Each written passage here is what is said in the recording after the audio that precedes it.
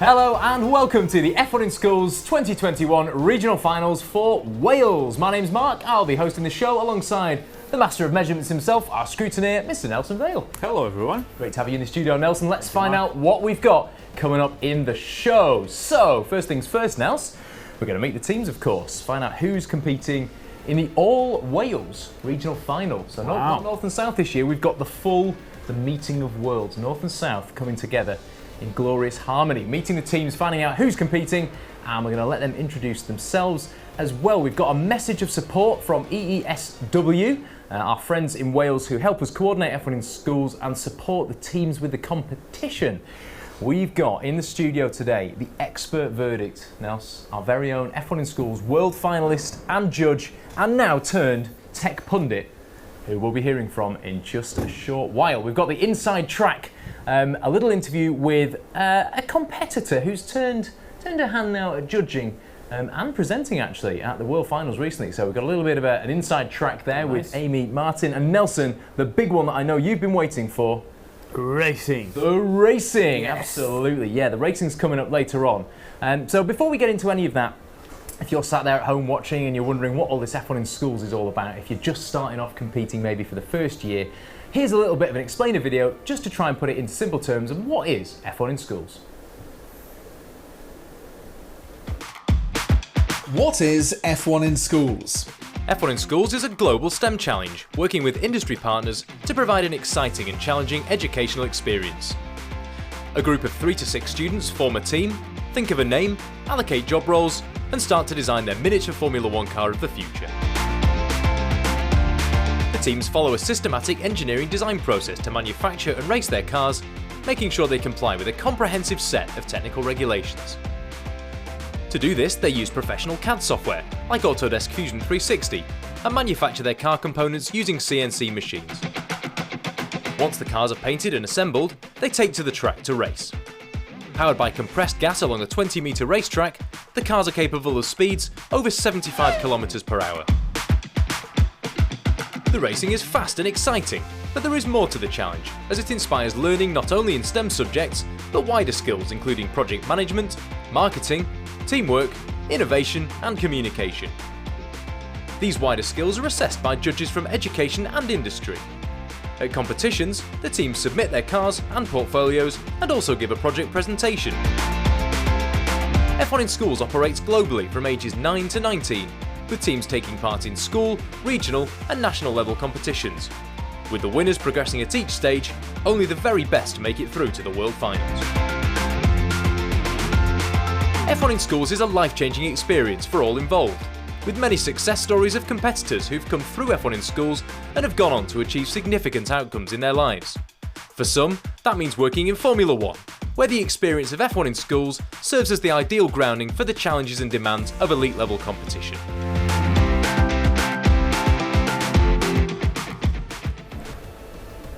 And back to me in the studio. Thank you. Well, there we have it, a little bit of an explainer on F1 in Schools now. So we're going to be finding out a lot more about what the teams have done this year in the competition as we move through the show. We're going to meet the team shortly, but Nels, because we're in Wales, I thought it'd be nice to just commemorate this moment. I mean, we always enjoy our trips around the country, don't we? We get to take in the the sights and sounds. We get to meet people that we don't see all year from our base here in Yorkshire.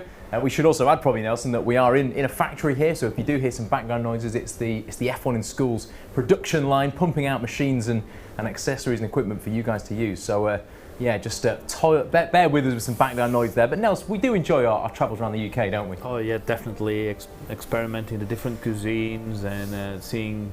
Well, not that we ever have the chance to see the sights, but maybe inside of a big white van loading and unloading. Yeah, it's funny you say that about cuisines, Nelson, because I have actually bought you a little present, just inspired by our trips to Wales that we normally have. This is a delicious sweet dessert called Welsh goat's cheese. Just thought you might like to try that and tell us what you think about it. I mean, it's a delicious dessert. I do like my cheese. I mean, you don't need to eat it with a knife and a spoon, but you go for it. It's just a delicious little Welsh cheeky delicacy there. Delicious. Are you a fan? Give me some rustic bread and I'll be here all afternoon. Okay, he's a fan.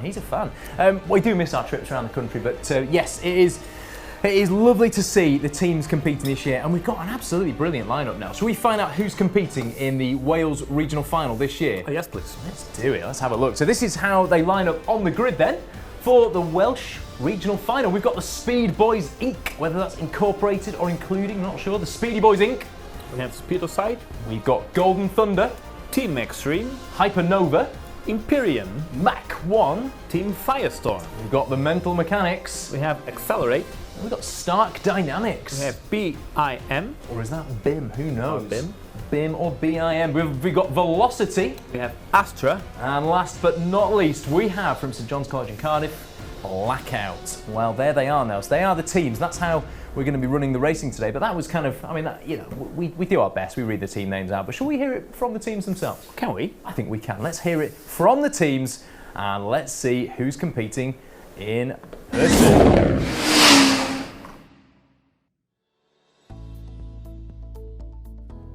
Shomai, we are Hypernova. We are Imperium. Pull Lucky Bow. Hi, we're Team Firestorm. Hello, we are Stark Dynamics. Hello, we are BIM. Hello. We are Team Extreme. Hello. We are Team Astra. Crosseye Bow. Hello, we are Blackout!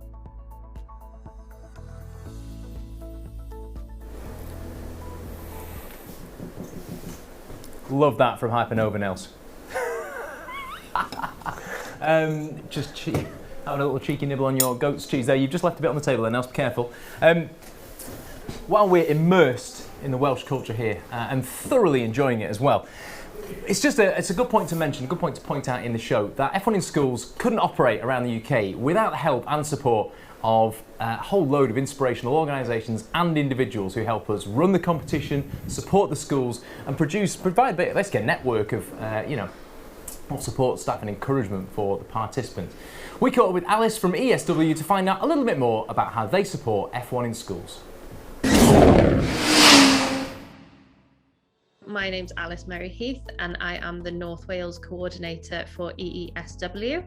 EESW is the Engineering Education Scheme Wales, and we're a non-profit charity and we organise STEM activities and competitions for schools throughout Wales. So I am the first point of contact for all the secondary and primary schools across North Wales.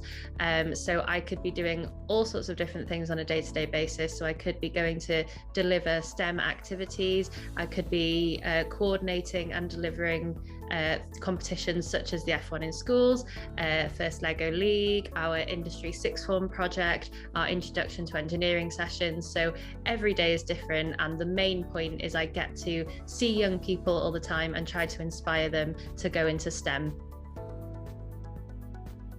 So we support F1 in Schools in a number of ways. First and foremost, we are a manufacturing centre. So in South and North Wales, teams can send us their designs and we manufacture their car bodies for them. We also offer support in a range of areas. So we offer CAD sessions, aerodynamic sessions with the wind tunnels. We're a point of contact if schools ever have any questions. So we're right from the beginning through the whole process, we're there to support teams and make sure that they get the best out of the competition. Loads of advice. So for anyone wanting to pursue a career in STEM, it's not just all about going to university. There are so many different education pathways out there. There are apprenticeships, there are vocational qualifications. In my area up in North Wales, there are loads of big names offering apprenticeships like Airbus, Toyota, JCB, just to name a few. And if you really have a passion for STEM, there's nothing stopping you pursuing it right now. So if you're in school, organisations such as ourselves, we offer workshops and competitions, things to get involved, things to really pique your interest. If you love coding, get involved with Lego League and Microbit. If you love engineering, definitely get involved with the F1 in Schools and other Introduction to Engineering STEM sessions such as the ones we offer. So really find something to pursue your passion. There's loads of things out there, and when it comes to things like an interview for university or for an apprenticeship, you've then got loads to talk about and you can demonstrate your passion for STEM. We've got loads of success stories. So we've been supporting F1 in Schools since 2010. So we've got 10, 11 years worth of really great pupils who have gone through and pursued that passion further. So for example, in South Wales, we had a student who did the F1 schools when he was doing his GCSEs, then he did it again when he was doing his A-levels. He then went to university, studied engineering, became a lecturer, and now supports F1 in schools teams who are coming through school now. So he's really come full circle. So we like to think of him as a nice success story. And then up in North Wales, I am particularly proud of the fact that we've got a great track record of our teams going to the World Finals. We've had multiple all-girls teams going through to the World Finals, and the manager of one of our all-girls teams went through to the Williams Academy and is now a systems engineering student and is really pursuing that passion for F1 further. So we're really proud of our participants here in Wales.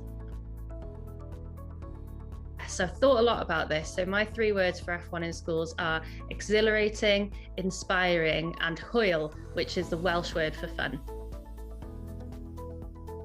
To all the teams in North and South Wales, a massive pub luck, good luck from all of us here at EESW. If you're in North Wales, you'll know it's been me and Kerry supporting you. If you're in South, big pub luck from Steve and Hannah. We're all rooting for you and we want you to do the best you can, but most of all, enjoy it. And it's well deserved. All the celebrations, all the accomplishments, it's all as a result of your hard work. So really well done, Diane.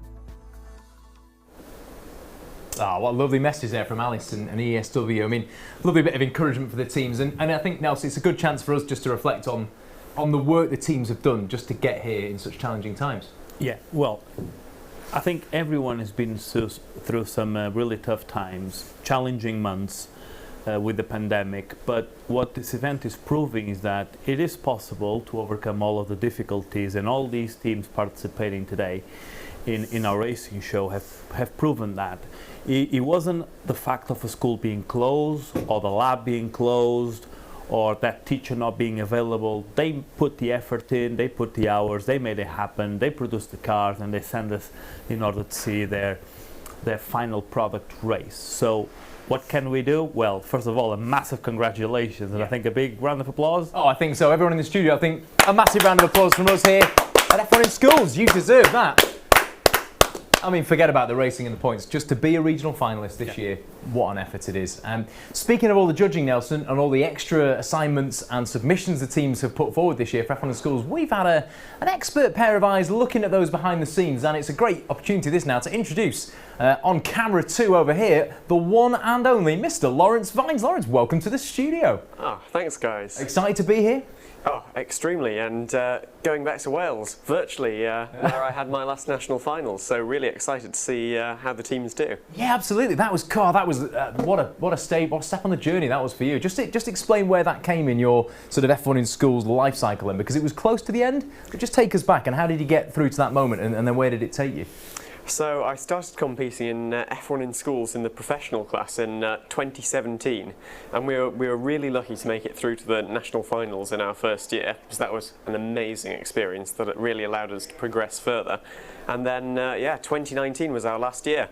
That nationals was our all or nothing shot at the Worlds, and we're so glad we made it. And I was going to say, Lawrence, so I think we know the story, but people out there who perhaps haven't sort of read your story or seen you before, know who you are, you've got a little example here of what that story was all about in car form, haven't you?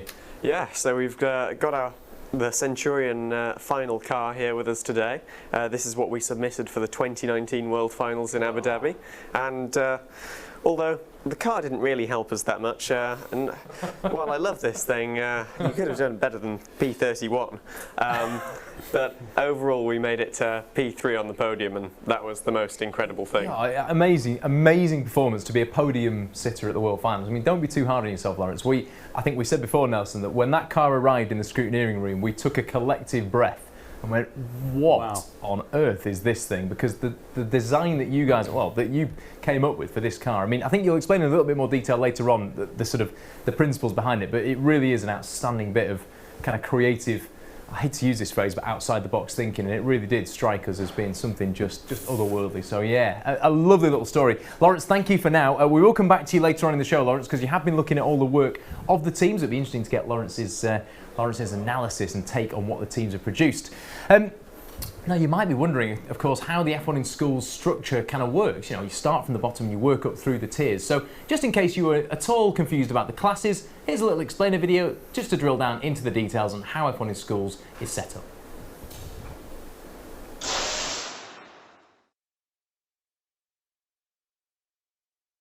Formula 1 in Schools is split into 3 classes of entry: entry class, development class and professional class. Think of these as stepping stones, much like Formula 3, Formula 2 and Formula 1. At regional finals, entry, development and professional class teams compete alongside each other. They share a few things in common in the competition. For example, the competition format, which is the same for all classes. They all get the same time on track, with 4 races each. The judging categories are the same, albeit some of the assessables vary in size. Where they differ, the technical regulations set out for each class. Entry, development and professional class designed to different rules. Awards categories are slightly different, so teams get the chance to fight for awards in their own class. And progression opportunities to the UK national finals and beyond differ for each class. In entry class, teams are awarded points in 6 areas: scrutineering and aesthetics, design and engineering, a verbal presentation, a research mission to find out what's next in F1 in Schools, and the points for racing. A grand total of 480 points are up for grabs in entry class. Development and professional teams are awarded points in 7 areas, encompassing the design process and marketing activities needed to get to F1 in Schools. A grand total of 970 points are available for all teams. Entry class is the ideal starting point for F1 in Schools for 11 to 14-year-olds for 1 year only. In entry class, teams compete for the chance to be regional champions, for the privilege to be invited to the UK national finals as a special guest. There's no cost to entry, so the only financial challenge to teams is to create their car. This must be manufactured in one of 3 ways. Either handmade using traditional workshop tools and skills from the F1 model block, 3D printed as a solid component part with just moving axles and wheels, or fully CNC machined using a 3D CAD file before being machined on equipment such as a Denford CNC router. Teams must produce a simple 5-page portfolio detailing the design and manufacture process of their car, a 5-minute verbal presentation to wow the judges with their journey as a team, and the option to create a team pit display for their area on race day. Let's take a closer look at the dev class then, which is for 11 to 19-year-olds for 1 year only. Here cars are a step up from entry, but still some way short of the pro class rules. Development class offers the first opportunity to progress to the World Finals. To get there, the team will need to become a UK national champion by making it through from the regional finals. There's a small charge of £75 to enter.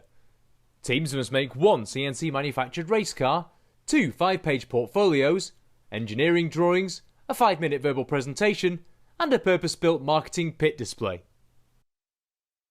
The professional class represents the highest tier of F1 in Schools. Here, competitors from 11 to 19 years can compete for as many years as they wish, with the ultimate goal to arrive at the F1 in Schools World Finals. Assessables are much the same as development class, but the pro class have 2 10-page portfolios to produce. The top teams from both regional and national finals get the chance to progress for the ultimate dream of competing at the F1 in Schools World Finals. Let's take a look at the cars then side by side. In F1 in Schools, entry, development and professional class cars share lots in common, but they also differ in some crucial ways. Let's start with weight. Entry class must start at 65 grams minimum, where development class get a small advantage from having a 60 gram minimum. Professional class can create the lightest cars with just a 50 gram minimum weight.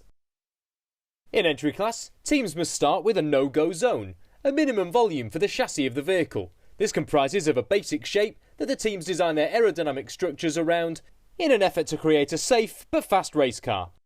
Development class teams must use a slightly modified no-go zone, allowing a bit more freedom for design. The professional class must simply include a virtual cargo, a much smaller volume which allows for much more freedom with the aerodynamic surfaces. Both the entry class and the development class use a standard F1 in Schools wheel, whereas professional class get to design, test, modify and finesse their own custom wheels using any materials they see fit. Again, the entry and development class share a standard axle, while professional class can choose their own, with many teams choosing to run low friction bearings as well. All teams are powered by an 8-gram compressed air power pack. This, combined with the minimum weights, can lead to average speeds of 40 km an hour in entry class, up to 50 km an hour in the development class, and an eye-watering 75 km an hour in the professional class. Blink and you'll miss them as our teams race down the 20-metre F1 in Schools track, but will any team have what it takes to break the 1 second barrier? Well, only time will tell. Nelson, I think we've talked around the outside of this long enough. I think it's time to get into the racing, isn't it? I think so. Well, before we do that, just a quick little run through then of how the racing will proceed. So Nelson, you're going to talk us through the format, just so that everybody knows what's coming up, what to expect from their cars on track. So Nelson, take it away. So the cars will race 4 times each. They will race twice in each of the lanes. The lowest team number will start in lane 1, and there's a lane swap after race 2. There's no reaction times, so it's full automatic times, and all breakages, if any, will be fixed by F1 in Schools officials. And of course, the big one. And in the end, the fastest compliant car wins, because despite of the times that we are going to see in the leaderboard, teams need to realize, is that fastest car compliant with all of the performance failures? So this is for the fastest car award, isn't it? The fastest car on the day will still be top of the times, but in terms of the award for the fastest car and also for the best engineered car, that is reserved just for the fastest fully compliant car with the performance regulations. Great, well thanks for clearing that up for us, Nelson.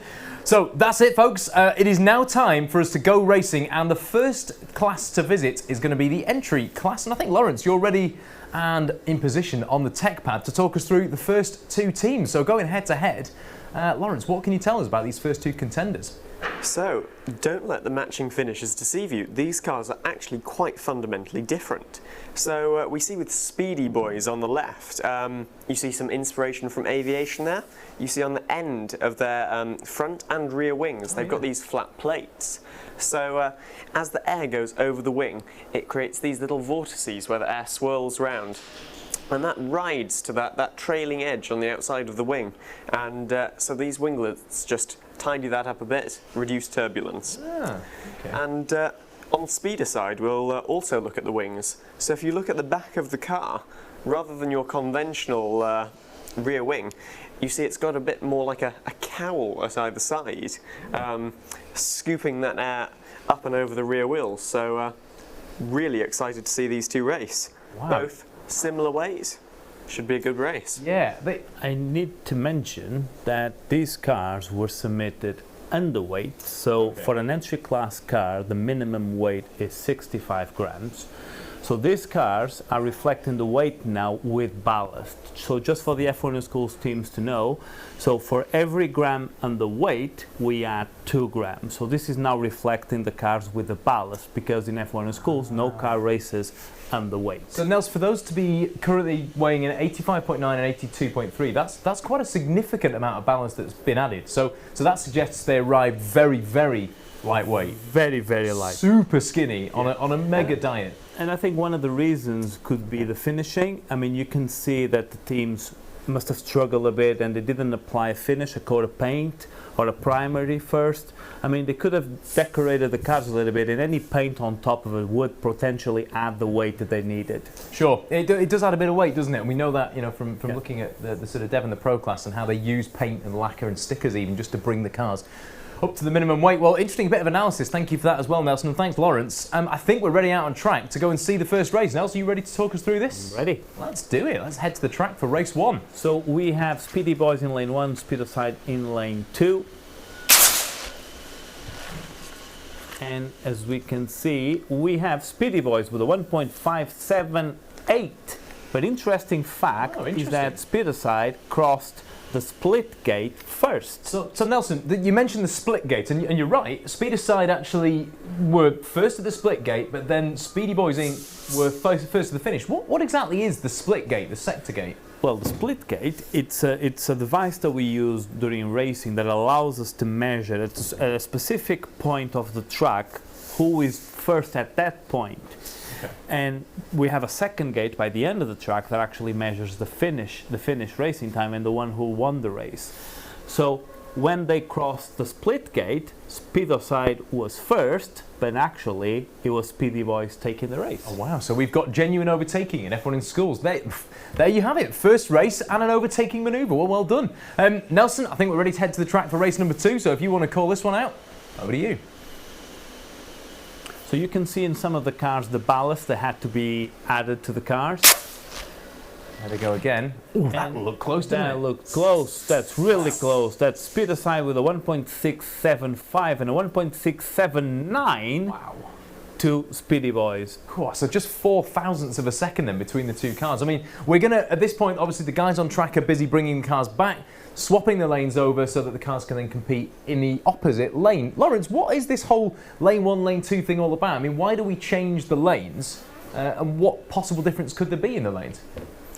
Well, the track is something portable. It's taken to all of the different events, so it's not made in one piece. So teams have this idea that one lane might be faster than the other. So actually during the assembly process, the track team spent ages trying to make both lanes exact. But just in case they aren't, both teams get 2 races in each lane, which is a more than adequate shot to get your fastest time in. Right, okay, so it is just about, you know, fairness, making sure that every team has the same shot. I mean, the track equipment, we should mention, Nelson, is all calibrated, it's tested, it's checked, and it's set up to the best of our ability to be absolutely fair, but just to rule out any... That's one of the reasons. If someone would argue that, oh, the pod on lane 2 is faster than the pod on lane 1, that's exactly why we make the cars race using both sets of equipment. Brilliant. Well, I think we're ready to head back out on the track, Nelson. The cars are swapped over and ready, so here we are for race number 3. Now, as you can see, we have Speedoside in lane 1 and have Speedy Boys Inc. in lane 2.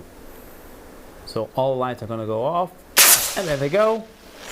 That was close again, with Speedy Boys taking it with a 1.586 and a 1.619, a little bit slower for Speedoside this time. Yeah, they're really closely matched, aren't they, these two teams? And just the 7 thousandths of a second in it at the split gate, that sector gate. Really fascinating matchup this. So no breakages so far. The cars both holding up well to the punishment of the track system. I think we're ready again to go to the track for the last race between this pair, Nelson. Last race, let's go. Here we go, race number 4. Race number 4. And they're off. Look at the neck and neck. So we have Speedoside taking it with a 1.610. But look, Speedy Boys reached the split gate first, but unfortunately they lost this race to Speedoside. Yeah, again, I mean, this is, so Lawrence, that was the theme in this head-to-head, that one car was reaching the split gate first, then another car was reaching the finish ahead of it. So there was an overtake in pretty much every race. What's happening on the track to create those sort of different speed profiles? Okay, so you may not have noticed, but the sector gate isn't actually placed halfway down the track, for example. It's placed because gas isn't leaving the CO2 canister for the car's whole race. So for a certain period, the car is actually coasting. So we've placed that sector gate so that the first period, up to that, is when it's being powered and it reaches its maximum velocity.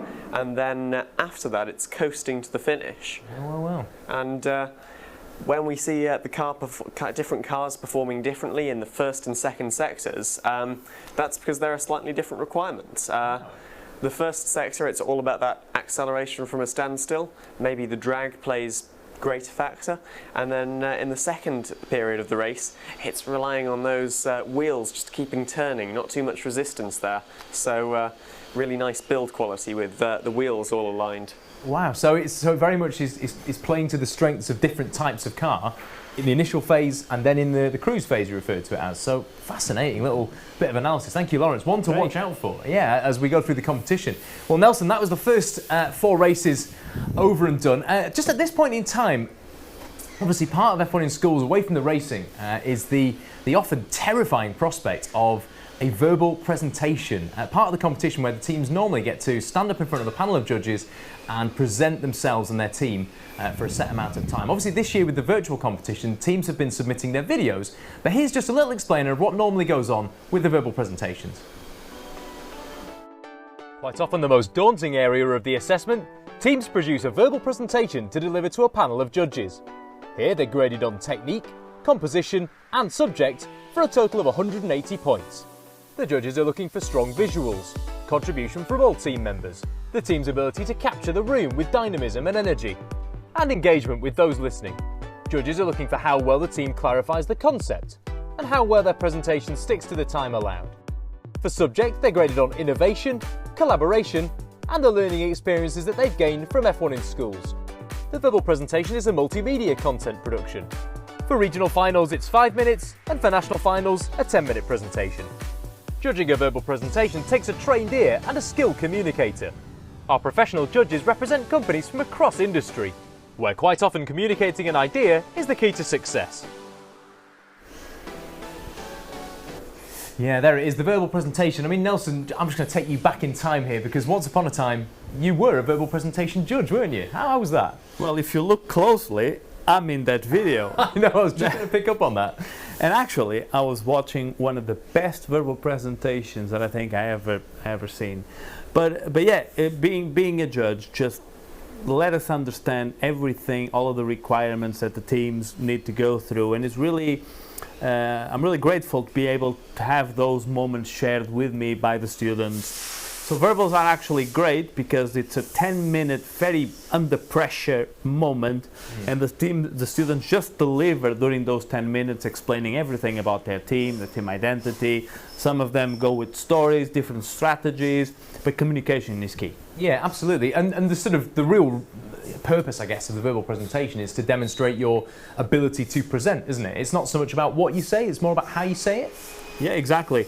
It's about, you know, it's not only, if we imagine our future students working in a company in the industry, it's about knowing how to communicate with all of the different departments that they will have to deal with. Yeah. If you are an engineer, you're going to have to deal with different departments that just don't speak the engineering language, because if you want to order some parts or if you need to release some information to the PR department, it really depends. Yeah. So communication is really key to working as a team. Yeah, I mean, Lawrence, you've been through the whole process. You've done a verbal presentation at a regional final, at the nationals, and of course then you've stood in front of, you know, the Nelsons of this world, the verbal presentation judges at a world finals. That must be terrifying. I mean, how do you prepare mentally for that moment?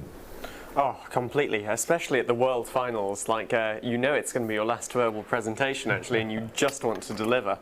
For our team, the verbal presentation was always a weakness actually, so I don't think any of us are kind of born presenters. Oh, I dispute that now, Lawrence, but do go on. You're too kind, Mark. So it was always a bit of a cut our losses event, but somehow at the World Finals we pulled it out of the bag with some really, I think, impactful graphics on our screen and just a really strong message, and we couldn't believe what was happening when we were called up for the award. Well, that was amazing. Yeah, and we all remember the scores as well. We remember the story of it, and I mean, I don't know, I think when you're so passionately involved in something like that, you can't help but speak from the heart, can you? And that's where, you know, there's no sort of suspicion of, you know, winging it, making it up. It genuinely is. It means a lot to you, doesn't it? So you've got that sort of personal connection with what you're talking about. It's not just, you know, words on a page, I guess. Oh, completely. To be honest, with the verbal presentation, obviously timing is a big element. So having some kind of script just to see how long it will be is a good starting point. But if you get to a point where, you know, you're not speaking from the paper and it's coming from the heart, that always gives a much better message to the judges. Yeah, wise words. Thanks for that, Lawrence. Well, speaking of reading from the paper, it is time again to read from the TechPad, Lawrence, because we're going to head to the next two teams. And if you'd like to talk us through what you've spotted for these two, Golden Thunder and Team Extreme. So Golden Thunder is our third car from Treorchy Comprehensive School, and I will apologise in case I murdered that name. I think that was all right. But we'll notice again that this is a car that's been made up to weight, so this will have been submitted at around 45 grams. So this is a significantly heavier car than Team Extreme in the right lane, who have got it actually bang on with their weight, only 0.4 of a gram over the minimum. Real precise engineering from an entry-class team. The cars are very different as well. Team Extreme has gone with a narrower design, a bit hidden within the black, but nice sweep for the rear wing. And they've got a little cut in after the front wing actually, which is quite unusual, just to get that air around the wheel. rather than maybe getting caught in front of it. Yeah, and the wheelbase, I mean, identical for both teams. It's a really interesting point that you mentioned, Lawrence, about the way that some of the teams seem to be trying to, channel the air inside the wheels, and some look to be actively trying to push it outside. But yeah, two very contrasting designs. I think, Nelson, if you're ready, I think we should probably head to the track and see how they get on head to head. Should we head out there? Yeah. All right, it's race number 1. Quickly to say that I love the logos. Well, lane 1, Golden Thunder, lane 2, Team Extreme, and there they go. Oh, wow. With Team Extreme taking it with a 1.368 against Golden Thunder with a 1.679. Yeah, hello, that's a quick time. I mean, there's no disputing the winner there, was there? A clean break from Golden Thunder, from Team Extreme, and straight down there to the finish. Obviously, that's race number 1. We don't know if the cars are going to deteriorate, suffer through the races. I think we know there's no breakages there from the guys on the track, so all seems well. Nels, we can head out to the track and cover race number 2 now. Race number 2. So still in the same lane.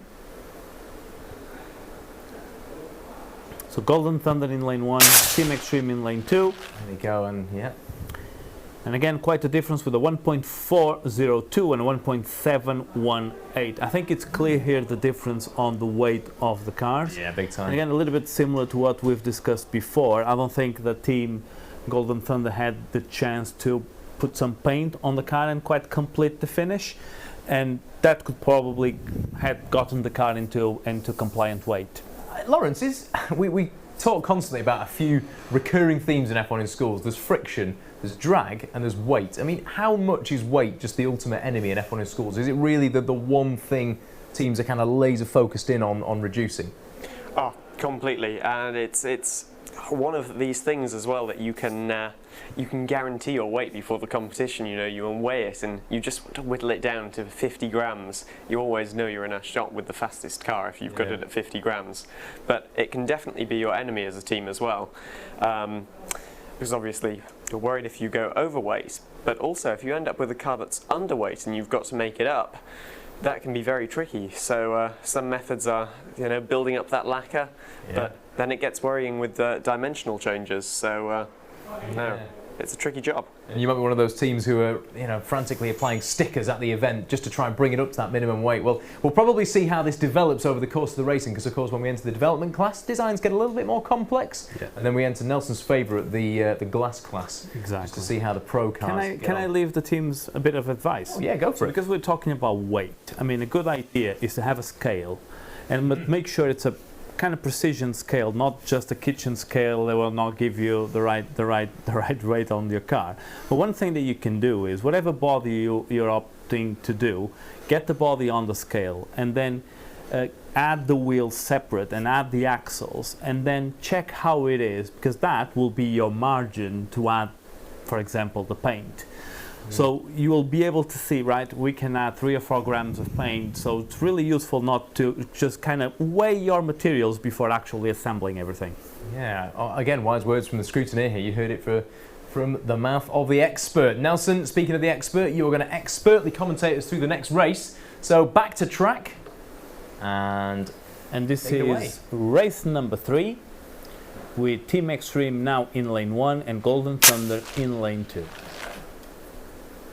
So Team Extreme taking it with a 1.401, so very consistent with his previous time, and a 1.674 for Team Golden Thunder. And that's not actually a bad time considering the weight that the car is. I was going to say, I mean, I think Team Extreme, I think that's possibly their quickest time. Was there a 1.3 just earlier on? I mean, that is right up there. That's a pretty quick time. And Golden Thunder, not too far behind at all, 1.674 there. Nelson, I think we're good to go out to track again for the last time, so let's find out what happens in race number 4. So, final race, judges are ready, cars are being launched, and they're off. So, we have Team Extreme again with a 1.412 and Golden Thunder with a 1.647. I think now it's probably their best time yet. Yeah, I think you're probably right there. And I mean, as much as we've said it before, yes, the racing it's really exciting and it's easy to get hooked into, we won up, we lost. But we know that the racing isn't scored on wins and losses, it's scored on the points from the times you set. So as long as the times are consistent, which I think they were, no breakages, no penalties, then both teams are standing a good chance of Getting some healthy points on the board there. Thank you for that, Nelson. Right, well, that brings to a close the entry class racing for the Welsh event. So let's have a look at where the teams finished up on the leaderboard. There they are. So Team Extreme from St John's College in Cardiff finishing there top of the table, 1.368. Of course, Nelson, we have to asterisk this just by saying, of course, these times are provisional in terms of the winner of the fastest car and the best engineered car awards. Exactly. Okay, but there we are, some pretty competitive times, just 0.3 of a second, in fact just less than that, separating all 4 teams. Well, exciting times in the entry class racing. We'll be heading back to the track shortly for some more racing in the development class, Nelson, but just before we do that, we know and we've heard from Alice at EESW about the measures that they put in place, the ways that they support the schools around Wales. But we caught up with one of our judges, because of course judging is one of the areas of F1 in schools that makes it what it is. It becomes a competition with the help of our incredible judges. So we caught up with a former competitor, now turned judge, just to see what her sort of expert opinion and her judge's eye view has been on the competition in 2021. I'm Amy and I'm a systems engineer at the University of Warwick. Competed in the 2015 and 2016 World Finals in Singapore and Austin, Texas. I won 4 awards in the 2 World Finals and I was selected to be a part of the Williams Engineering Academy. So I was a part of presenting in F1 London Live when we had the track down there. I've done events at the British Chambers of Commerce. I've done a lot of judging, mentoring, and then recently I was part of co-hosting the World Finals. And then also I've been a part of an F1 scheme where they've tried to increase diversity in Formula One, the actual company. So I did a Q&A session with the head of procurement and the category manager of Formula One, and that was recorded and put on YouTube. A really big success. It was really great. So yeah, I've kind of moved on a bit from competing to start on the other side of the table, really, yeah. Definitely helps confidence. It's really hard, like now still, to get in front of a room of people and talk, but things like the verbal presentation and the pit display, where you kind of have to talk to people who are experts in these areas, it really does help. But yeah, definitely time management's increased a lot. I manage my time a lot better than I did when I was in school. But yeah, honestly, it really does round you out as a person because you have to do all different sides of the competition. I was a team manager, so I had to kind of have an overlook on everything. But yeah, I think it really does just round you out as a person. They grab every single opportunity you've got with both hands. If you're worried to send a sponsorship package off to somebody, just do it. Always just dive headfirst into everything. Take chances, take risks, but definitely stay within the rules. But yeah, just really take every opportunity you've got and really run with it. I'd say exciting is definitely one, immersive definitely, and probably addictive. Just a huge good luck and well done for getting here already. It's so hard, especially in the last couple of years. So yeah, well done and a huge good luck and hope to see you soon. Lovely there to hear from Amy, and of course Amy was, Nelson, sat in the very seat that you are sat in now, just a couple of weeks back at the F1 in Schools World Finals. So yeah, Amy, great to hear from you and thank you for being involved in our massive event. But really nice to hear how sort of F1 in Schools has inspired Amy and just given her, I guess, inner confidence is probably the way to sort of sum it up, in her own ability and her skills. Now, Nelson, we've talked about it enough. I think it's time to head to our next round of racing, which is in the development class. At this stage, we're going to bring in our tech expert once again, Mr. Lawrence Vines, over on the tech pad. Lawrence, if you'd like to just give us a quick rundown on the first 2 teams. Well, fair to say, I think this race is going to come down to the aerodynamics purely. We've got the cars at 60 grams and 60.2. Absolutely nothing to choose between them on weight. Yeah. But we do have some very interesting car designs actually. With Hypernova on the left, we've got side pods, a bit like we talked about earlier. They're curved in at the back, just like an F1 car actually, to direct air in between the rear wheels. But I think Imperium's approach is actually very innovative too. You can see that they've actually got barely any side pods at all, and that they've just packaged the car around that cargo that the car needs to include in the development class. So very shrunk fit car, and interesting to see if that reduced frontal area, less drag, helps it win.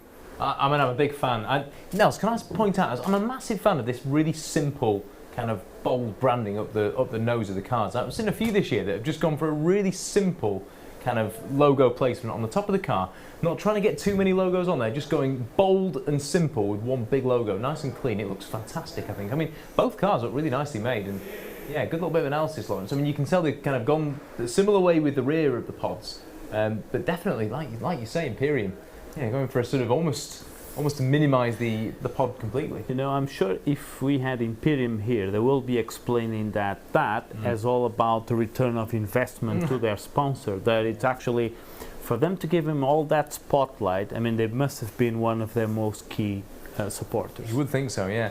I think we're going to head straight to the track now. Some of the guys out there are ready, so if you're ready to commentate on race number 1, let's go. Get out there now. Right, in lane 1 we have Hypernova, and in lane 2 Imperium. So, and lights off. There they go, I looked very close. So it is Imperium with a 1.264 and Hypernova with a 1.270. That really is close. I mean, that was about as close as they've been yet. Yeah. This promises. This is a tight, yeah, this is a close head-to-head. I mean, they were quite evenly matched, weren't they, Lawrence? I mean, yeah, it's anyone's call. We'll have to see if the cars deteriorate, if they speed up, if the lane makes any difference, but only one way to find out, which is to head back to the track and to Mr. Nelson Vale for commentary. Right, still in the same lane with Hypernova in lane 1 and Imperium in lane 2. And they're off. Again, neck and neck, look at that. So we have Imperium with a 1.270 and a 1.286 for Hypernova. Even not closer. That far again. Even closer. I mean, that was what, 0.004 of a second then between the two cars, and Hypernova just missing out on the sector gate and the finish there, but really, really close between the two cars. I mean, as the guys are just changing the cars over onto the track and bringing them back, swapping the lanes over, you mentioned briefly, Nels, the sort of return of investment. Laura, does this kind of take you back to the competition in terms of thinking, you know, how you offered potential sponsors, I don't know, placement on the car or placement on your t-shirts, or were you just kind of happy to get anything and sort of offer any positioning? Well, we hadn't really thought about it when we first started in the competition, so we had all of these sponsors that had paid a tiny amount, or something like £50 or something, very much appreciated, and we were trying to cram them all on the car. But as we progressed through the competition, that space on the car was only for the highest sponsorships because it's so limited. And yeah, I'm really loving that Imperium car. Some proper exposure for my mask fit. Yeah, obviously other companies are available, but I think the cars are now back at the start, Nelson, and swapped over into the alternate lane. So let's see if those lanes make a difference. No damage so far in the dev class pairing. So Nels, race 3, over to you. So we now have Imperium in lane 1, Hypernova in lane 2. Let's go.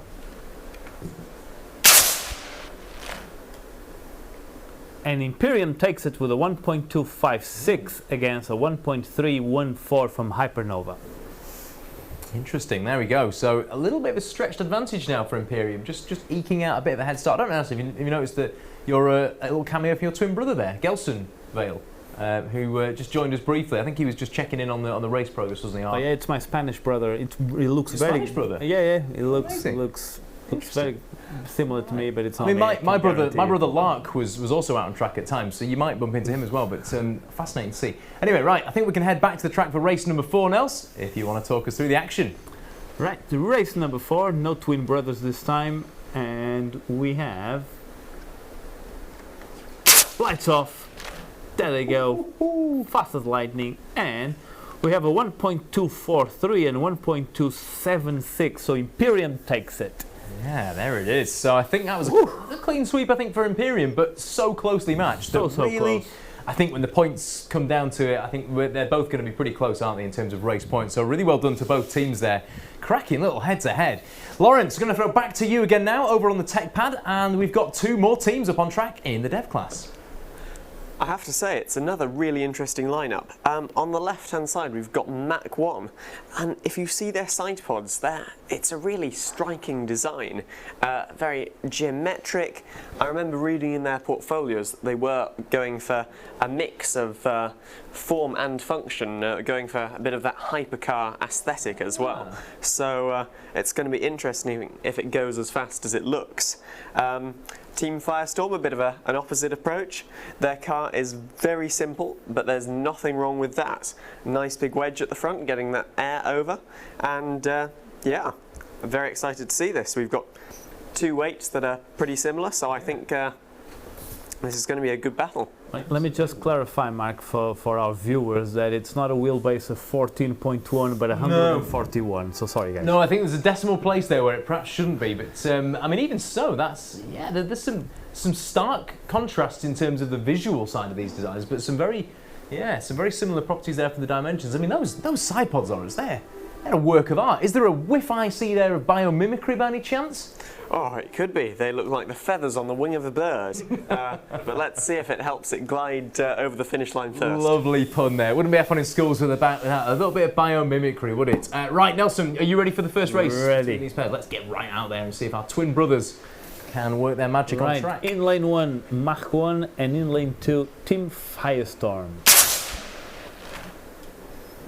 So Team Mach 1 takes it with a 1.265 and a 1.352 for Team Firestorm. It's a win for aesthetics and form and function, I would suspect there. But yet Firestorm not far off, and these 2 times are pretty good. I mean, the dev class 1.26, 1.35, they're pretty competitive times, really.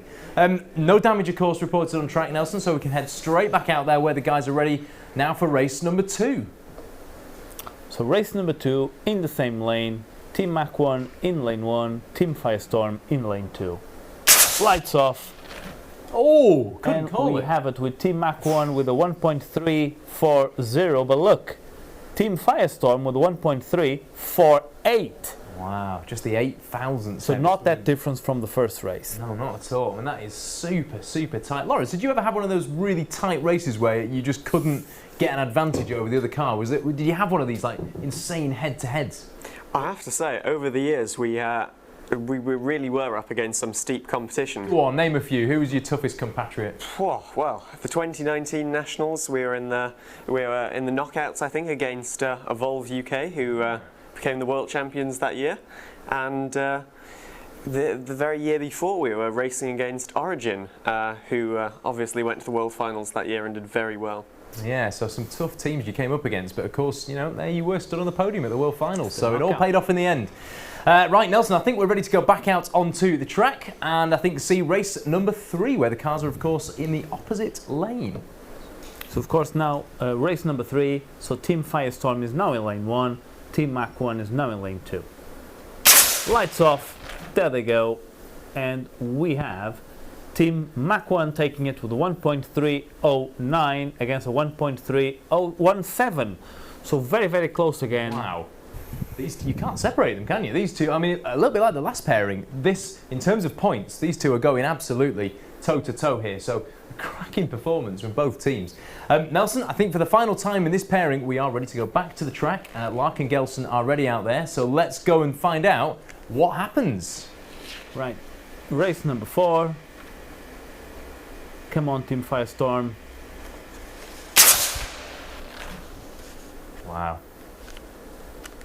You were so close with Team Mach 1 taking it with a 1.314, but look, 1.317 for Team Firestorm. So almost there, really well done. Yeah, and Firestorm making it first to the split gate again. So we've had that whole differential between the initial phase of the racing and then the second phase of the racing. Fascinating little matchup there. So close. Wow. Okay, that was close. Now then, we talked a bit about the other areas of the competition. We've mentioned the verbal presentations. We've talked quite a lot about the cars and the racing, of course. But a whole other side to the competition is the enterprise judging. So here's a little video just to explain exactly how enterprise is judged. Enterprise judging forms a central part of a team's point score. Teams produce a portfolio, a team identity and a pit display worth 180 points. The judges are looking for evidence of project management, teamwork, sponsorship and marketing, an F1 in Schools project evaluation and the presentation of a document, all counting towards the portfolio score. Team identity is scored on its own, while the pit display takes 3 categories: marketing, graphic design and actual content. With 3 separate assessments, it's a multimedia judging area. For the portfolio, development class produce a 5-page portfolio, where professional class produce a 10-page portfolio. With teams essentially creating their own businesses, our judges need to have experience of this too, with a wealth of experience coming from across industry, from business owners, entrepreneurs, to marketing and sponsorship specialists.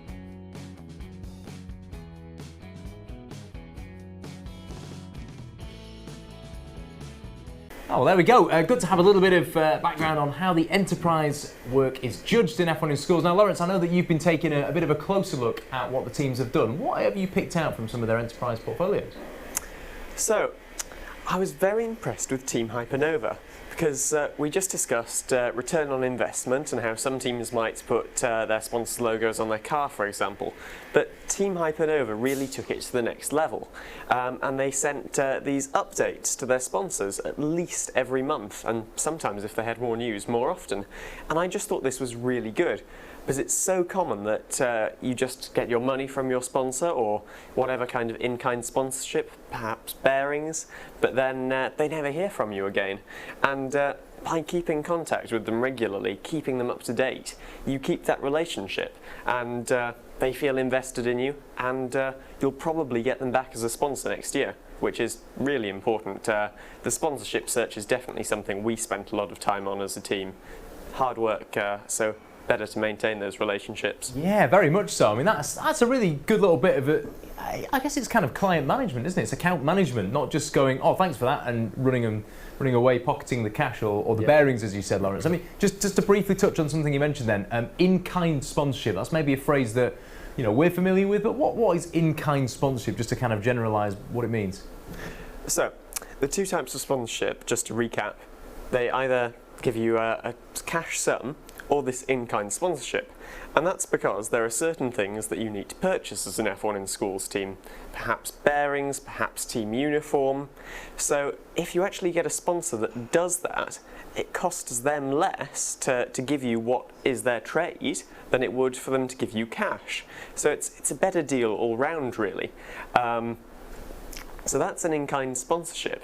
So in the end, we had that for our team uniform, bearings, as much as we could, really. It's actually much easier to get, I found. Yeah, and a bit of a money saver, I guess. Like you mentioned, money saver for the sponsor and money saver for you, because you've not got to go and purchase all those items at, I guess, market value.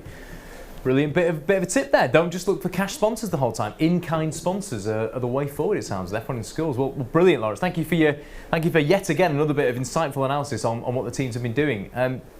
I think we're going to keep you in position there, Lawrence, because it is time to throw to the tech pad and find out who's up next on track. So the next 2 teams, Lawrence, I'm going to head to you and just see what you've picked out about these 2 contenders. So, wow, I had to put my sunglasses on before looking at the mental mechanics. What an awesome finish on this car. Just beautiful chrome silver. I think that finish may have come with a bit of weight, so we can see that they are actually 10 grams over the minimum, but worth it if you ask me. So they've got an interesting design, actually, because that CO2 chamber that holds the canister at the back of the car, lots of teams extrude that out to the front of the car into a little point, but theirs is actually floating, so you can see that you've got a point and a bit of air can go under and to either side, and I think that's a really interesting strategy, actually, for getting that nice air attachment around the chamber. So we'll have to see if that works. Yeah. Then accelerate in the right lane. I have to say, those wheels look like they've come straight off of Porsche. Very nice, and matching with the team's green parts. Yeah, simple design, but let's see how fast it goes. Yeah, and of course, other car brands are available, Lawrence. I mean, yeah, two really contrasting cars. I mean, I guess actually, if you look at the way you mentioned, interestingly, the sort of the CO2 chamber and how that's been profiled into the rest of the body, Accelerate have actually taken a similar approach, haven't they? Where it's not just fully blended in. You've got kind of quite an abrupt, almost like a nose point to the CO2 chamber, which is interesting. I mean, we've seen a couple of those even in the entry class this year, Nelson. There's some really exciting designs going on this year. Yeah, definitely. I mean, teams have different approaches, but their end goal is always the same: making the fastest car possible. Absolutely. Well, that is the question we're asking ourselves now, and it's time to find out the answer. So, Nelson, across to you and over to the track for race number 1.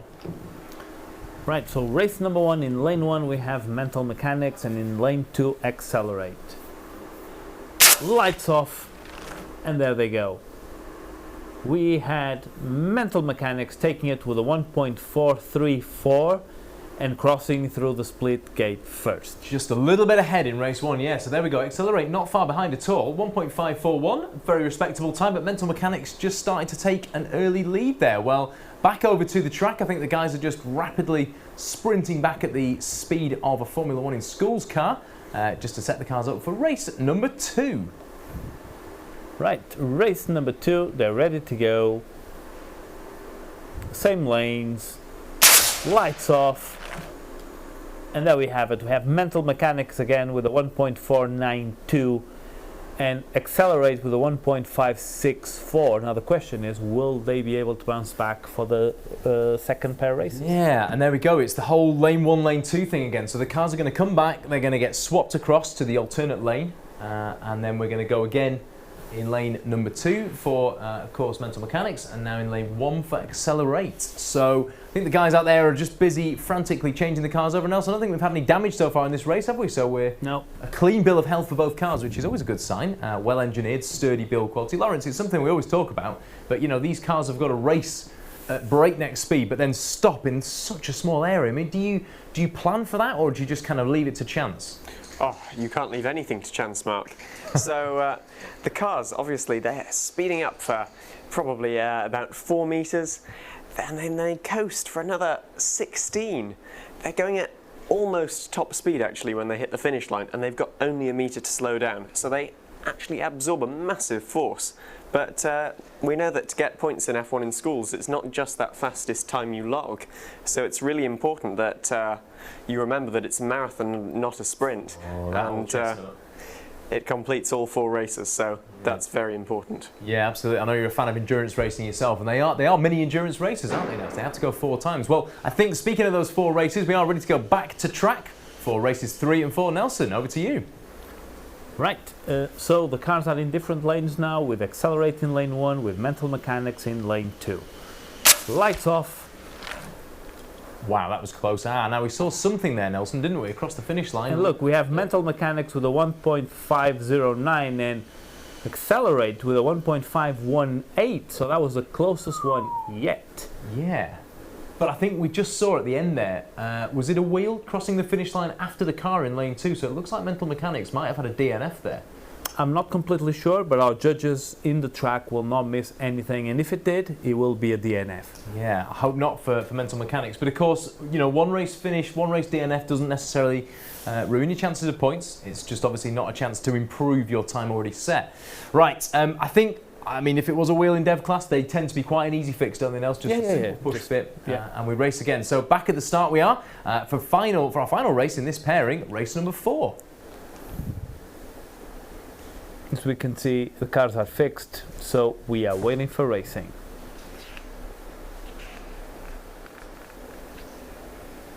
And lights off. There they go, with a 1.495 for mental mechanics and a 1.500 for accelerate. Yeah, so again, there we go. So we had another overtake, another cheeky overtaking manoeuvre there. Mental mechanics coming from behind at the split.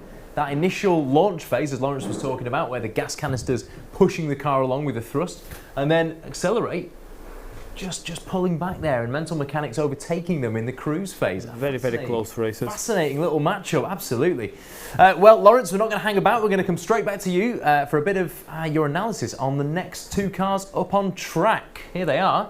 2 quite radical designs here. We've got a very recognisable car on the left with the famous number 53. the front wing is very, very aggressive. You see almost a 90-degree angle covered in that curve, which is just to scoop that air away from the front wheels.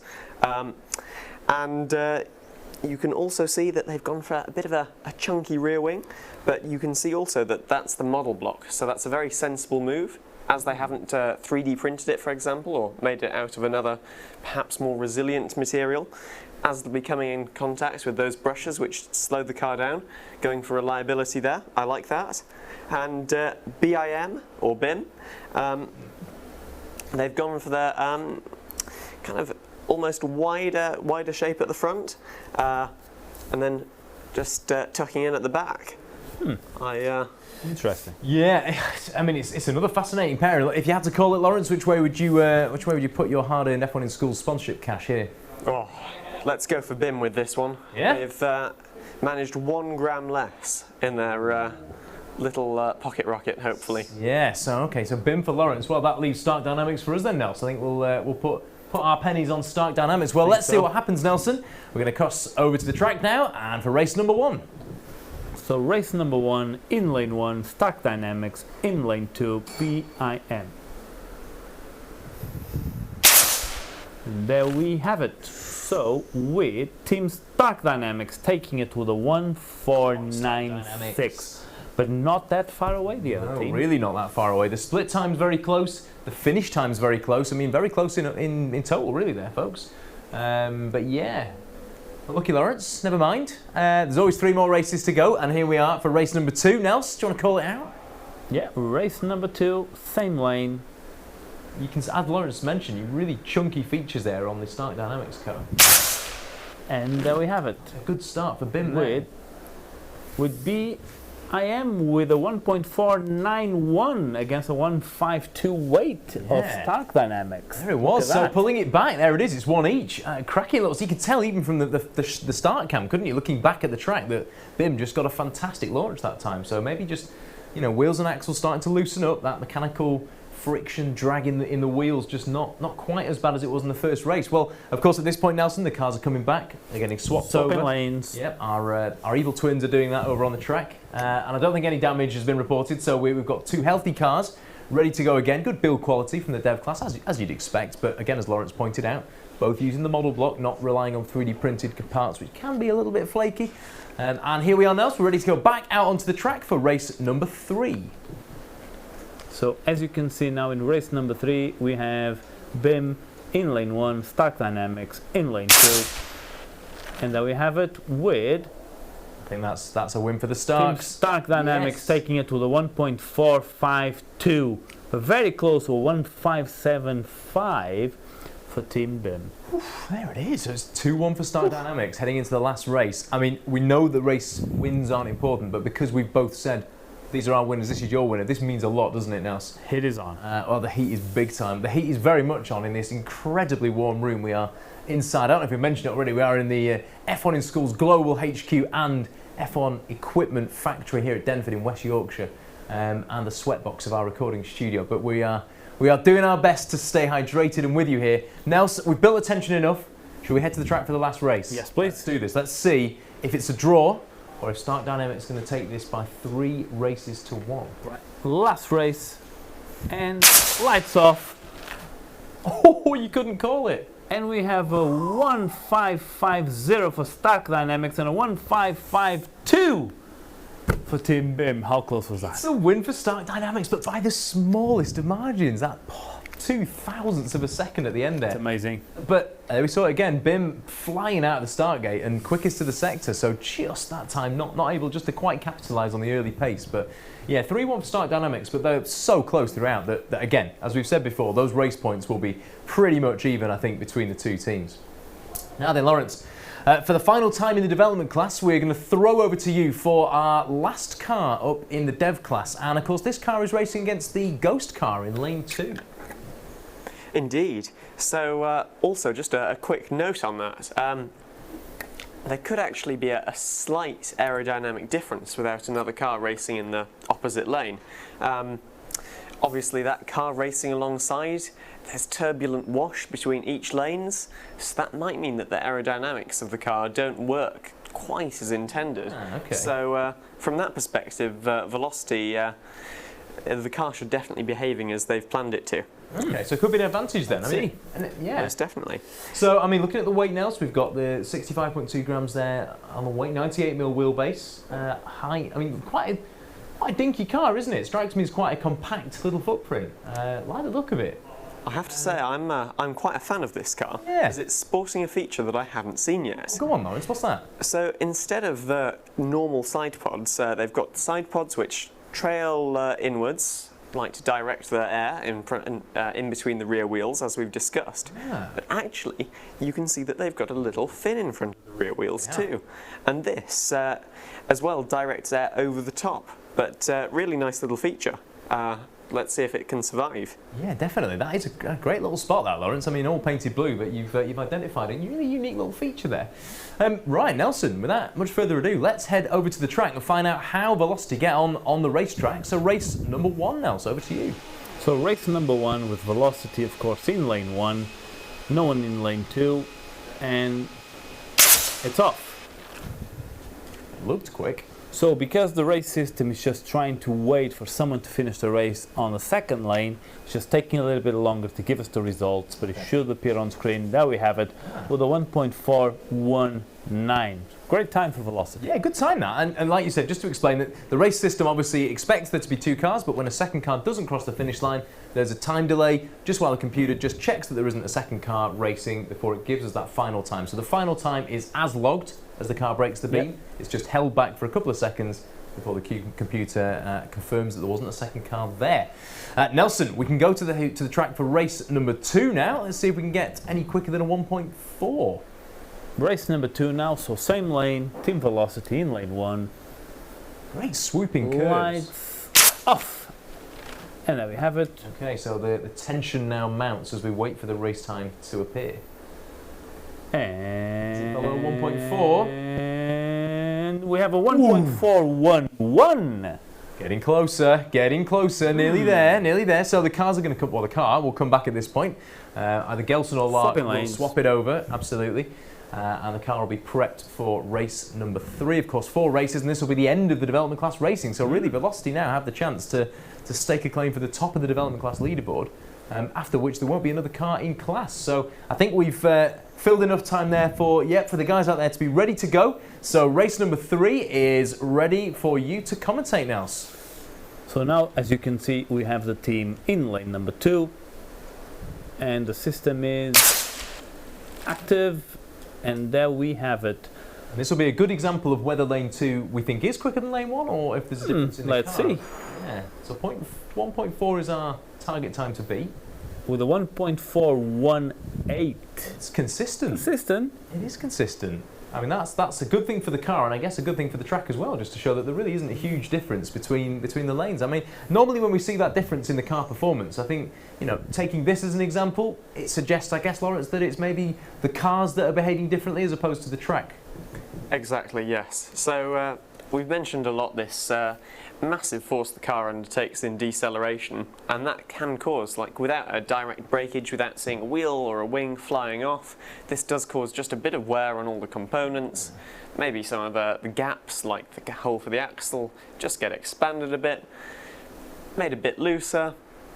That's maybe why we see some difference in times instead of the track. Yeah, so just a sort of gradual, almost invisible wear then that's happening as the car hits the brushes or decelerates in the finish zone, the deceleration zone, and yeah, like you say, just subtle things going on in there that just maybe send the alignment out or give the car a bit of an extra vibration as it's heading down the track. Interesting punditry as always, Mr. Lawrence Vines. Nelson, I think we're ready to head back to the track and head out for race number 3. You took the words right out of my mouth. Or 4. Could be 4. Sure. So, it's been a long day. So we have... A long month. I'm pretty sure it's race number 4. I think it's race number 4. We'll go with 4. This is race number 4. We've already commented. Team Velocity with a 1.3. Go on, Velocity! Yes! 8. We've done it. We've broken the 1.4 second. Look at that. Final race and its quickest time. Now, I can't just remember exactly what times the other Div Class teams have set, because it is all starting to turn into a blur. That's a cracking little time at the end there. Really good well time. done. And again, like we said, you know, there are many advantages to running on your own, and the track was all yours, the spotlight was all yours. Velocity, we hope you enjoyed the little bit of coverage there that you owned, and well done for the car's performance. Consistently quick and quickest at the end, which is always a great thing to see. Right, well that brings us to the end of the dev class racing. We can now see the final leaderboard, and Imperium sat there at the top with a 1.243, taking top position overall. Obviously, Nelson, this is still subject to the scrutineering points in terms of who receives the fastest car award and also the best engineered car award. But there we have it, 1.243, Imperium. Where are they now? So yeah, Velocity down there, 1.388, mid-table, 5th, and a really solid performance. If you look down the times, I mean, 0.3 of a second separate the entire field. Which is super close, super tight, and really impressive there. Right. Congratulations to everybody in the dev class. Now, we talked a lot about engineering and sort of analysed the cars. We referred to a lot of the things that the teams are trying to do to capitalise on various testing procedures. But just to find out a bit more about how design and engineering is judged, here's a quick explainer video. Design and engineering sits at the heart of F1 in schools. Teams produce a portfolio worth 180 points. The competition judges are looking for evidence of design concepts, 3D modelling, computer-aided analysis or CAA, the use of CAD/CAM, computer-aided design and manufacture, the manufacturing and assembly of the car, the research and development journey a team has gone on, testing processes such as CFD or computational fluid dynamics, the design process evaluation and the presentation of the team's document. Portfolios are presented in A3 format, with development class producing a 5-page portfolio and professional class producing 10-page portfolios. Such high-quality work demands highly qualified judges. The engineering sector provides many of its finest minds to help judge F1 in schools, with a stellar cast of names from Formula 1, the automotive industry, aerospace industry and beyond. Well, there we have it, Mr. Chirpy himself talking us through design and engineering judging. And I know Mr. Lawrence Vines. Lawrence, you have been taking a bit of a closer look at some of the team's design and engineering work. You've got a few things that you want to just bring to our attention. Yeah, so the first thing that we'll look at is surface finish testing by Blackout. I'd never seen this before. So just to explain what they did, they were a bit unsure about the surface finish of their car. They thought it was definitely an area that they needed to look at improving. So to visualise that, they got this powder which was visible under UV light. They spread it over their car and then they kind of blew it away. But it stuck at areas where the surface finish was rough or pitted, so that then they put it under a UV light and viewed it. So you can see where the powder has collected these little pits on the body and areas for improvement. So they addressed this by adding more layers of lacquer.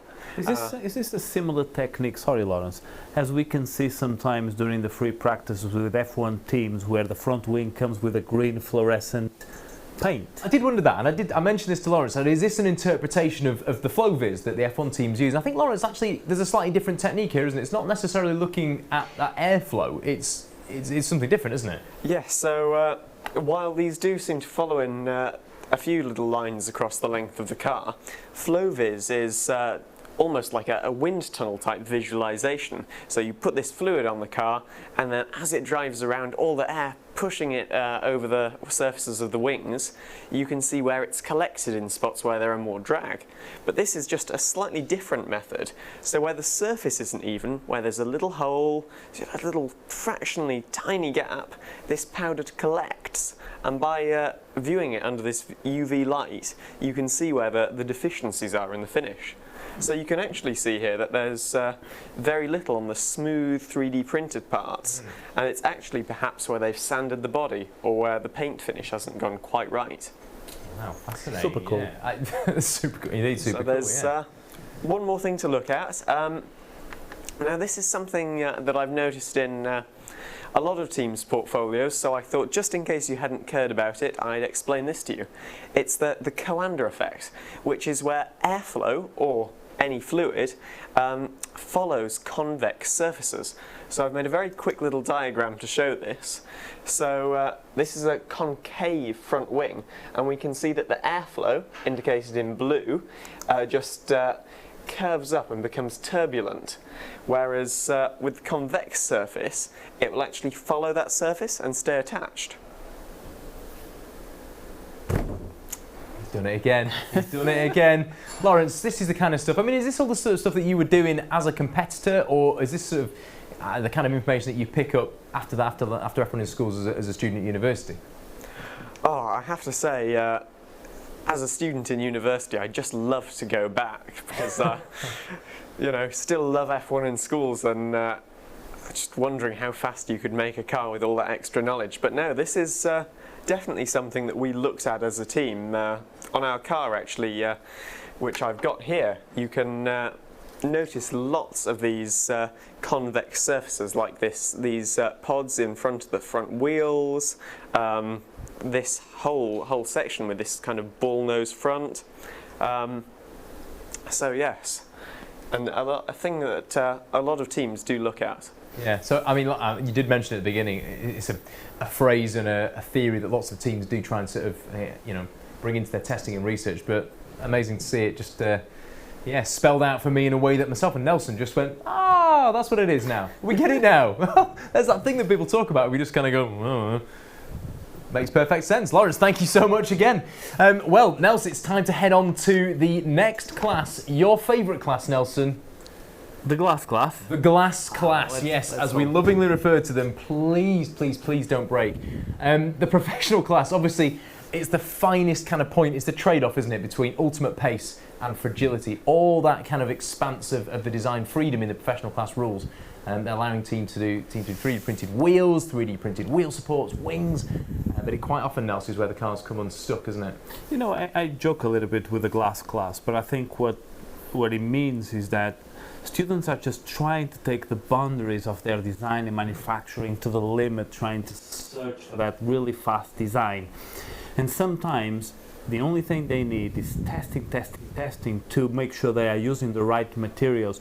We've been seeing super complex front wings. Sometimes they're a little bit more fragile than it should be, but that's where they can research for stronger materials like carbon fiber and just go for that different material to make it stronger. Yeah, sure. I mean, one of them's over there. Mr. Lawrence Vines, of course, Mr. Ambitious himself with his car design. I mean, Lawrence, did you have any sort of massive dramas in testing and smashing that car to pieces before it became the finished item that we see here? Oh, completely, yeah. So you see, in fact, the rear wing of this car is only actually supported at the side pods. So not being connected to the CO2 chamber, we actually found that with the brushes pulling on it at either side, it was ripped off a few times. So we learnt from our errors, and it's actually got this extra support under at the back, which just gives it that bit extra that it needs to stay on there. Oh, there we go. But, just little incremental things that you learn that make physical testing so invaluable. Yeah. Well, there we go. I mean, I'd be surprised if the teams this year have had that chance to go on track. So I guess a lot of it is really in the next couple of minutes now. So we'll find out whether the design engineering and the testing that the guys have managed to do in school has been enough. Hopefully it is. Hopefully we're about to see some really interesting races. Lawrence, stay where you are because we've got the next set of teams up. And in fact, I think, Nelson, they're the only two teams in the professional class. So, Mr. Vines, give us your expert inside analysis on these two teams. Well, we've got a single round shootout and both cars weigh in at exactly 50.0. So this is going to be decided on aerodynamics and build quality alone. And we've got two really interesting cars. So we can see Astra it's innovative all around. They've got this multi-element front wing, just aimed at getting the air over the front wheels in as tidy a way as possible, reducing turbulence. That's your aim when you make a multi-element wing. We can see that they've actually got the virtual cargo quite high and reversed from the normal orientation. Bit of a gap below that, and a floor-like feature that you might see on an F1 car. Very interesting. And just one more thing on their car. you may be able to pick it out, but it's got a bit of this slightly rough surface finish. Now, I'm not sure if it's completely intentional, but I do think it could work to their advantage. These rough sections, I think, will just work to energise that boundary layer of flow, which should help flow attachment down the car, reducing the drag behind the car. He's just done it again, hasn't he, Nelson? Boundary flow reattachment. I'm going to go home and bore Claire with that later on. I mean, I think, do you know what, Lawrence? It's a really interesting question. I was going to pick up on it because there's this whole constant debate, isn't there, about polished, smooth, flat surfaces or sort of pitted, almost like the golf ball surface texture. And I think a little bird tells me that perhaps this was a, shall we say, a maturing paint finish as the car arrived to us here at F1 in Schools HQ that led to a small imprint, shall we say, from the bubble wrap that was protecting it on its journey here. All in purpose. Could that be actually something that works in their favour, you think? That's definitely something that could make a difference. Wow. And actually, just on the topic of surface finishes, like even in Formula One, where absolutely zero corners are cut for performance, you see that some teams run a matte livery and some teams run a completely gloss car. So it's still something that's kind of up for debate. Yeah, Lawrence, is that something that teams do for performance reasons then? Because I don't know, you know, as a fan, a spectator back at home, you might look at those cars and think, well, they've done it because of the look. It's an aesthetic. You know, it's to do with their current branding. But you say, is that a performance decision then, you think? Yes, that should be actually just for the same reason as here. There's the thought that with this matte livery, which is slightly rougher at the very surface, that the flow might just attach that bit better. But I do also believe that that's slightly heavier. So interesting. Yeah. Bit of a toss-up. Yeah, I guess that makes sense. It's obviously got to have a little bit more depth to it to actually give those little surface lumps and bumps. Well, really fascinating little bit of science behind the scenes there. Well, I think we're ready to head to the track, Nelson, and see the first race between our professional class teams. So let's get out there now. Right, so first race, lane 1, Team Astra, lane 2, Blackout.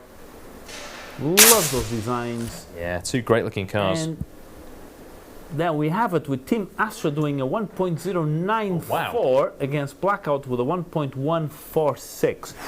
But this was just the first race. I'm really excited to see the next ones. I'm really excited. I'm going to be honest, I didn't see that coming. I think maybe, Lawrence, you've hit something there with this surface finish, because you see there that actually Blackout made it to the split gate first, so their launch phase, I'm getting good at this now. The launch phase was efficient, and actually they won that race. But then Astra, as the cruise phase happened, their aerodynamic drag obviously wasn't quite as much, or the physical drag on the components, the friction wasn't there. So yeah, Astra taking the race win. Wow, fascinating. I feel like Lawrence is teaching us stuff. I feel like I'm learning by sitting here literally talking at a camera with Lawrence stood in a room. That's Lawrence, why he's paid the big bucks. Absolutely. Come back next time, Lawrence. Just stand in the corner of the office telling us stuff about printers and emails and things. It'd be brilliant. Nelson, right, next race on track. Race number 2. Over to you. Race number 2, still in the same lane. Team Astra in lane 1, Team Blackout in lane 2. Oh, that looked close, didn't it? That was fast, with Team Astra taking it with a 1.103 and Blackout with a 1.126. Wow, yeah, really close time. So that time Astra actually making it to the split gate first and the finish first. So Blackout not actually quite reaching the split first. Lawrence, you picked out something there in that race? I just wanted to say, we talked a lot about the Astra. They've got a beautifully intricate design, and now, as we've found out, very, very fast. But from seeing all of the cars in person, I've got to say, the Blackout car is one of the most beautifully manufactured cars that I've seen so far. Just all very small lips between different components, beautifully painted. That's how you want an F1 in Schools car to look. Oh, there, you heard it here. Well, that's high praise. I would be very proud if I heard that. Absolutely, yeah. Well, I think in the time that we've been talking, the guys on track have reassembled the cars. They've put them, well, not reassembled the cars, reattached the cars to the track. Yeah, don't worry, they haven't been taking them apart. They put them back on the track, obviously in the opposite lanes, and we're ready to head out then for race number 3. Race number 3. So again, we have swapped lanes, Blackout in lane 1, Astra in lane 2. And we have Blackout with a 1.057. Oh, wow. That's cool. Whoa! That's caught everybody in the studio by surprise. Where did that time come from? Wow. Wow, Blackout, you just put one heck of a marker down. I mean, that is... Nelson, have we seen a car go that quick anywhere else yet? I'm not sure we have. I don't think so. That is going to be right. I mean, Astra, that is no slouch, 1.105. But I just hope and pray that Blackout has a fully compliant car. Come on, Blackout. Let's hope you've got this. I mean, Lawrence did say, plaudits to the team for the way they put the car together. Trim lines, very minimal, beautiful manufacture. I mean, yeah, that could just be right up there for the quickest time we've seen in regionals so far this year. Well, Nelson, we've got one more race to commentate on, and then that is going to be our lot for the Welsh Regional Final for 2021. Nelson, we're ready back on track, so let's head over there now to find out what happens. So, fourth and final race with Blackout against Team Astra. That looked quick again. And that was quick again with Blackout with a 1.085 and a 1.126 for Team Astra. And you know what?